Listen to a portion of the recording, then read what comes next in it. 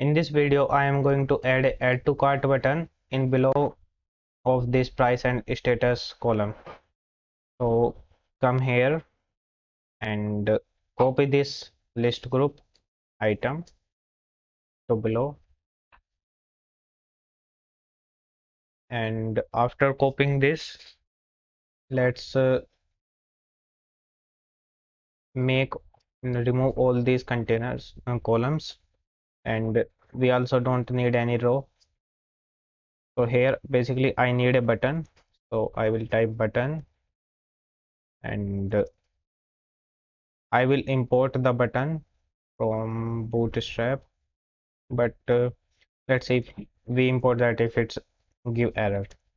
So button is basically like I want it should be black color, and let's start making this, and after that we will see.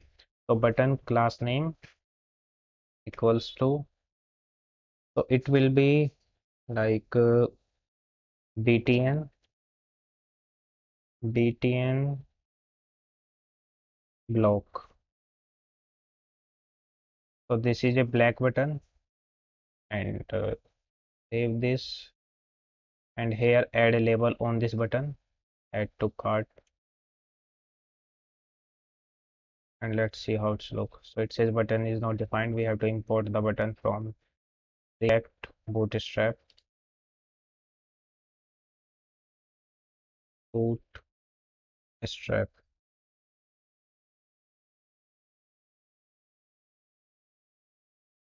or not Bootstrap, basically button, like this. Save this, and so this is the add to cart button. Refresh this properly.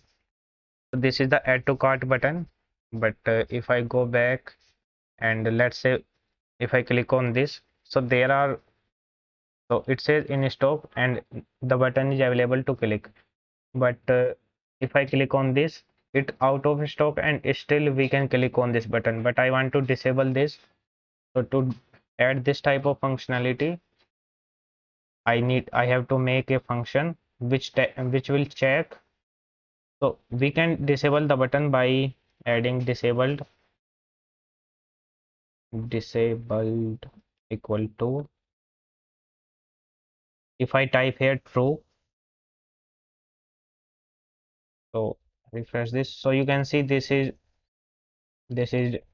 disabled. So if I make a function like somehow make this to true, if we don't have any stock, then it will be changed to true. So I will be making a function called, let's say, function, and that function will be add to cart. So it will take a number of stock to check if it's need to be disabled or not, and by default in the result it will be false, and if number of stock are less than 1, that means they are 0, then result value will change to true, and it will return true, so that disabled becomes true. So it will return this true. To return this true, it will return the result else, and after returning this result, like if the value is greater than 1, then it will return the default value of result, so which is false. So return result, and this is very simple function. Copy this and come here in the disabled function, type this, and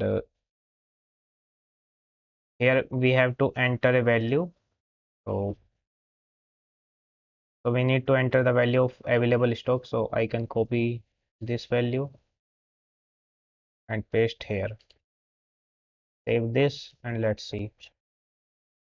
It says result is not defined. I have to use define that variable also. So let just save this and refresh this properly. So you can see it has been disabled. Now check other items also. So it is in stock. So it says it is not disabled. It we can click on this, but it is also in stock. I can click on this, but Mango Book is out of stock, so I cannot click on this. Now let's add a functionality which allow us to see how many stock are available in stock.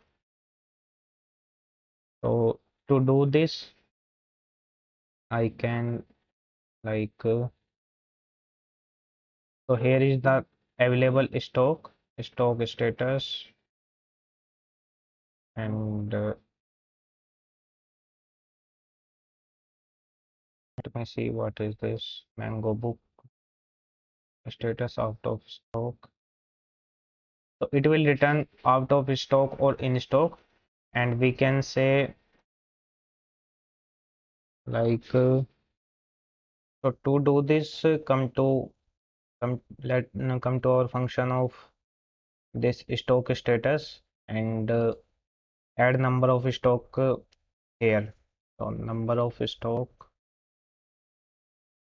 and plus in stock. So in the result, we will be having number of stock plus in stock.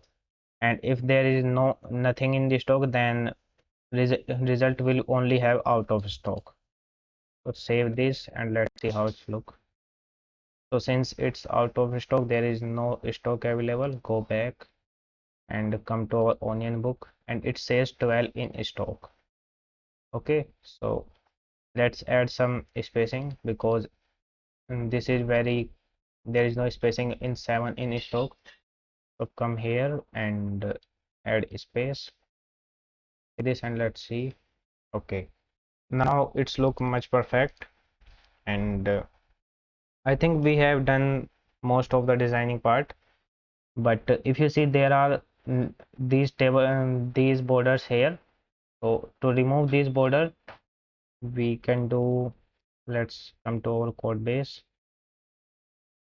and since it's in the column third, so where is our third column? This is the third column, and we can put all these into the list group container. It will be like list group, and cut this from here and put it at the end. Now make this indentation properly. After that, I can use variant equal to plus, so there will be no border here. Plus, save it, and let's see. So the border has been removed, and this look perfect. So this is the end of designing part.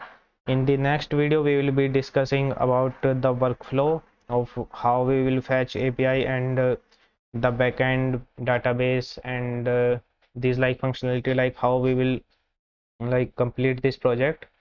So that's it for the video, and see you in the next video.